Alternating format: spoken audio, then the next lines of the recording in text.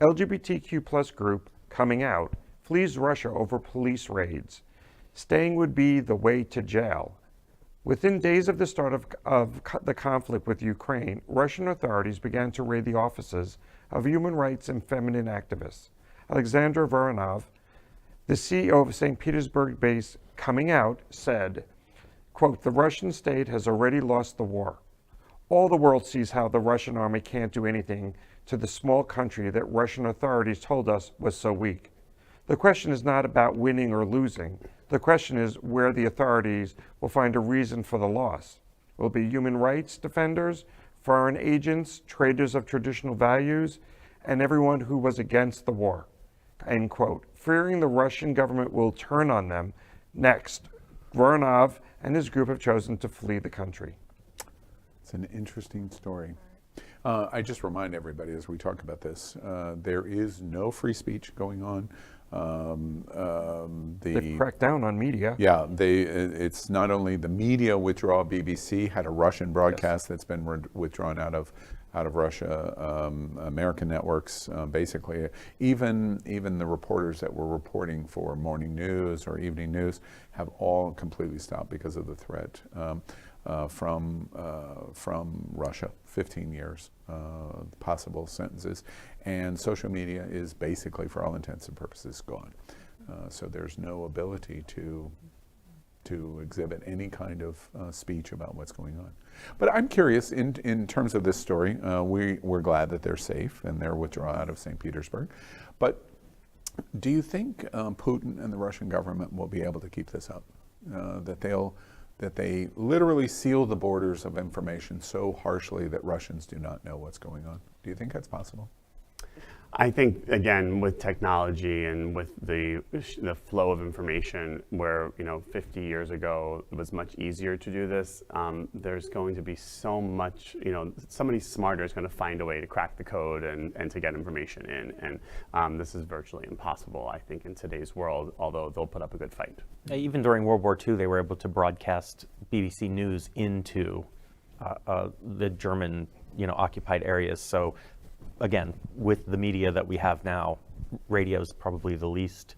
And I think the issue right now is there's such great fear because they're actually broadcasting the arrests of people carrying just a piece of paper against the war. Like if you just even make a statement and you call it war, you can be arrested. They're calling it a conflict, not a war. Mm-hmm. It makes me very sad for the citizens of Russia and what they're going through right now, because yes, the Russian government and the person running it is doing horrible things, is infiltrating Ukraine, and also he is harming his own citizens. And at the end of the day, that's something that I don't want people to forget, is that there are people who are ignorant of what is going on. They don't know, and they're probably 100% against what's happening, and they can't speak out about it or 15 years. It's interesting to me, and I'll just echo, the number one response that I get about Queer News Tonight's stories on Ukraine and Russia is, why does it affect us? The constant observation that I get over and over again is, this is them. It is not us here in America. And I don't think anything could be farther from the truth. First off, this is affecting the LGBTQ community in Russia. This story does it. We've reported repeatedly what's going on in Ukraine and how LGBT is standing up to the Russian invasion.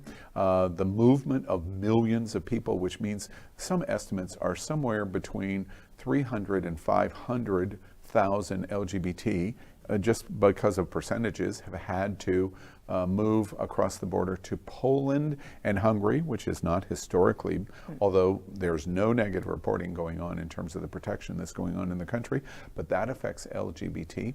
And if we are myopic and ignore what goes on in the LGBTQ community worldwide, how are we any better in terms of our silence harming people all over the world in our community?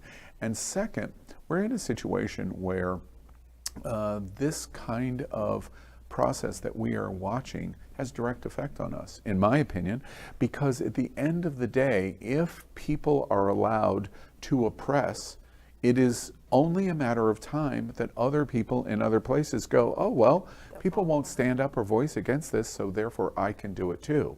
And by the way, I remind our LGBTQ community, we have somebody just like that that's living 38 miles north of us. All it takes is one. Yeah, and I feel like these attacks, as the norm goes up that, LGBTQ can be attacked across the globe, it kind of limits what, saying like, well, you have it good here. And that perception is where our community really needs to look at it and say, until we're all free, none of us are free. Exactly. I'm on that page. 100%. I'm in that camp, right with you. LGBTQ plus news is vital for our community and for the broader world as a whole. We have enough enemies at Fox News. Tucker, Sean, and Laura are loud. We need passionate allies. Happening Out television network, Queer News Tonight, and It's Happening Out are literally out of the closet and into the headlines. Our community needs your support. Like this broadcast and subscribe now to ensure the growth of the entire LGBT